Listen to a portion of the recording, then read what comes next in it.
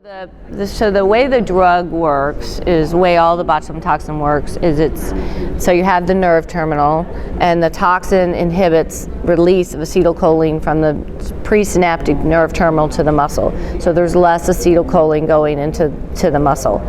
The spasticity is a reaction to injury of the brain or spinal cord and a lack of inhibition. So the way the drug works is to just cause relaxation of muscle. It doesn't do anything to the brain locally, although there is a lot of interest in whether you treat spasticity early, do you get some remodeling and plasticity in the brain, and that's probably the case. But the drug itself is treating muscle locally. So if the hand is tight, you inject muscles in the forearm that loosen the hand gets loose, then people can use the hand, cut their nails, all that kind of stuff, and that's the benefit. So the beauty is that the injections are local, they're well tolerated, they don't have any systemic side effects such as sedation like pills, and if they get too weak or too relaxed, the medicine wears off, or if they need more, they can get more the next time. So this was a first largest trial in the US to show that open label treatment over consecutive times gave sustained benefits. I think the treatment with botulinum toxin has really benefited patients who have stroke or traumatic brain injuries, where they can get localized treatment.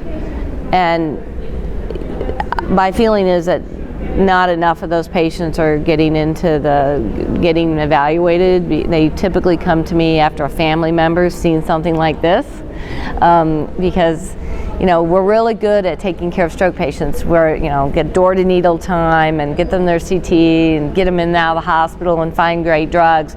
But then they go into rehab and they go back to their families, and that's when they develop their spasticity symptoms. Spasticity develops 3 to 6 months to a year out. That's kind of where they've kind of been done with their rehabilitation. So we need to figure out as a community how to bring those people back when they develop hands.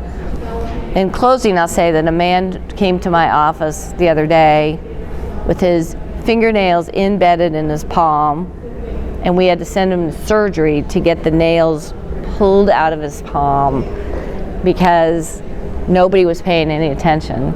He was new to me. Someone called me up, said, "You need to see this guy." And when I saw him, I couldn't help him because it was so bad. So he should have seen me a long time ago, and then we would have been able to do injections and help him and avoid all of that. So that's an extreme case, but it's a reason we need to be aware of the need to direct these patients to treatment.